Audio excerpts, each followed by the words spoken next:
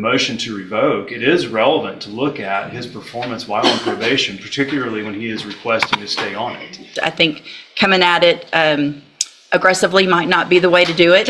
And that's what I just said. You seem very frustrated, and I'm not sure why.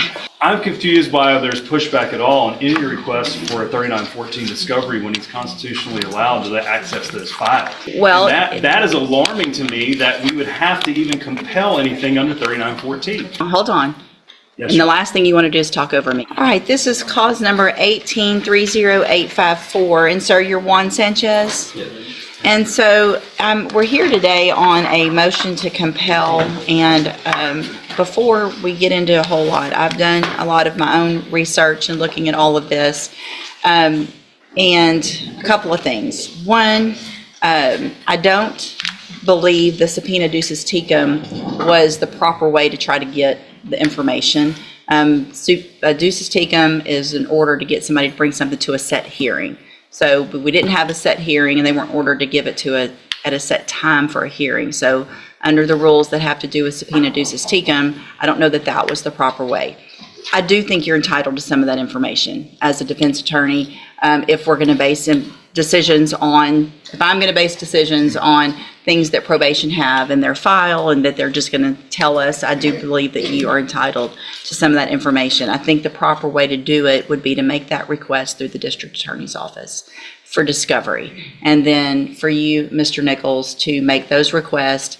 And then I would approve you guys giving whatever records are requested within reason. If you have, I don't know what would necessarily be any type of work product that would not be discoverable, but if you think that there's something that is particularly not discoverable, let Mr. Nichols know that, Mr. Nichols let me know that, then we could worry about maybe a motion to compel and whether or not I think those things are or are not. But lab results, of testing, money owed, all of those types of things, I think are probably discoverable and something that Mr. Franklin needs. I just don't think this was the... I agree, Judge. Any of the things that pertain to, well, I do think it's discoverable. In this case, it's all allegations on the motion are based on arrest out of county. And so his attendance record and all that, I don't know why we're subpoenaing the entire probation file when it's not even part of the allegations for the motion. May I respond, Your Honor? Well, let him finish, yes. He did subpoena Wharton County records, so a representative from probation down there came in today for this hearing. I have no problem with getting him all that stuff. A lot of it's not in my possession.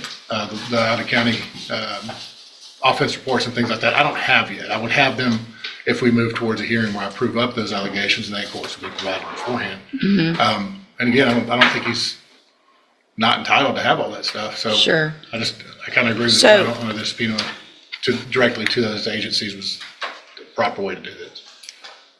And Mr. Franklin did make just a standard discovery request at the onset of his involvement, which was early May. I don't have anything really responsive to that at this point. Okay. So obviously, if it's based on a new offense out of another county, that's something you'll need to work towards getting and get that to Mr. Franklin. And so that needs to take place as quickly as possible. Let me look at the motion itself. Because I don't know, I guess, Mr. Franklin, if there's not an allegation in the motion to revoke with regard to certain administrative violations and there isn't an allegation, then why would you, what is your argument that that would be relevant or discoverable? Your Honor, my client is wanting to stay on probation, and the court may take into consideration his performance while on probation, including his payments, his report, and everything else. So as part of determining the motion to revoke, it is relevant to look at his performance while on probation, particularly when he is requesting to stay on it. And he's been on probation nearly 6 years, I think over 5.5 years, nearly 6 years. And that performance will be helpful in determining or mitigating whether he stays on probation or if the court decides that he goes off of probation, and perhaps mitigating any potential sentence. Okay, I don't disagree. So, again, though, I think the way to do it would be to make that request. I mean, and I don't know what conversations y'all have had, but make the request. I think coming at it aggressively might not be the way to do it. Sometimes you get more with honey than otherwise. So make the request to Mr. Nichols. If he says no, then let's go through what we need to go through. But let's try to do this amenably. The duces tecum is not the way to do it unless it's set for a hearing. That's just the rules of evidence. And Yes, Your so Honor. that's not the way we're going to do The it. duces tecum was set for the day that it was initially set for a hearing, and it did specify that date for the hearing, I believe. And we ended up moving the hearing date because of conflict. And Judge, I'd ask Ms. LeBeau to go ahead and get everything together today Yeah. to turn over. I mean, Unless yeah, there was something that the court was ordering her not to turn over. I don't think on this list that there are, I mean, is there anything that y'all specifically had an issue with? Ms. LeBeau, is there, or do you have any concerns you want If there's, to make the court aware of? Your Honor, just with the clarification of, our departmental chronologicals, which include, anything that pertains to the case that happens, we chrono telephone calls, auto-generated, appointments, reminders, office visits, drug tests, anything that we enter into the system.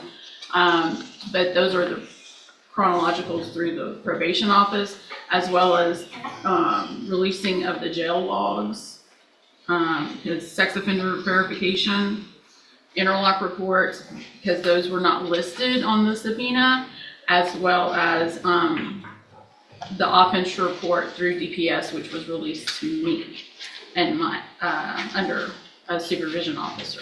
So just to clarify as to those items specifically being released that were not listed with the exception of the offense report. Your Honor, we don't have to list those. We filed a 3914 discovery request. This was belt and suspenders because we didn't get any of the information relating to probation in our 3914 motion originally. I would also note that the chronologicals. well, and these aren't, the reason you didn't get any of those is because those aren't his, they're theirs. And so they're not, I don't think Mr. Nichols has the ability legally to make probation give them those. I think once we talk it out though, I think whatever Mr. Nichols, y'all get together, obviously offense report, if y'all have the offense report and you don't even have it, then you need to get, I mean, Right, I mean, that's great. it's Everybody all can stuff- get the information in an amenable way. So let's do that.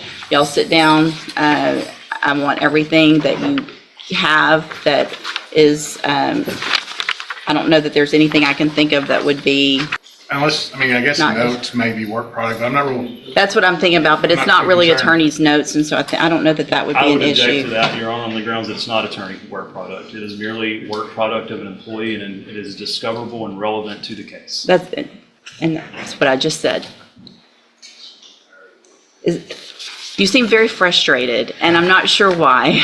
I mean, I don't know, I'm confused by if there's pushback at all on any request for a 3914 discovery when he's constitutionally allowed to access those files. It should just be produced by probation without a fight. And we got a letter anticipatorily repudiating any production of discovery, and we had to file a motion to compel to that effect. Well, And that is alarming to me that we would have to even compel anything under 3914. this is not something that a lot of attorneys have done in our cases. And so if there is something, if you'll sit around and watch today how everybody gets along, hold on. Yes, And the Your- last thing you want to do is talk over me. Yes, Your Honor. So I'm standing here, or sitting here saying that I agree with you, and you're still being argumentative, even towards me. And that's not going to get you anywhere. Hold on. Being argumentative with Mr. Nichols isn't going to help Mr. Sanchez. Being argumentative with these ladies isn't going to get you anywhere. I agree that you're entitled to this information. I just think there's a better, less argumentative, defensive way to do it. They were told to do what they were told to do because their understanding of the law is what it is. So I don't disagree that we needed to all get together, but it just needs to be taken down a notch. So I want the stuff turned over to Mr. Nichols, and then Mr. Nichols will turn it over as discovery. I'm not going to have probation start turning it over to individual attorneys in cases, because I think the proper way to make sure it's in the portal, that everybody knows what the discovery is that they've received, so that it's electronic when you sign your any type of documentation, whether it's at a hearing or a plea or a trial, of what you've discovered, that it goes through that portal so everybody knows what everybody's got. So y'all get it to Mr. Nichols. Mr. Nichols will put it in the portal, and then you will get it. Once you get that, if there's something that you think is not there, then contact us. We'll have a hearing if necessary. Contact Mr. Nichols. Hey, what about this? If it exists and he says no, then let's have a hearing about it. Okay? So y'all get that done, and then we'll reset the case for just an announcement in what, a couple weeks or so? Fine with that? Yeah, that should be fine, Judge. We'll be able to Okay. get everything scanned in and provided through the portal. Perfect, thank you. All right, y'all are all excused. Are presence be needed? I'm sorry?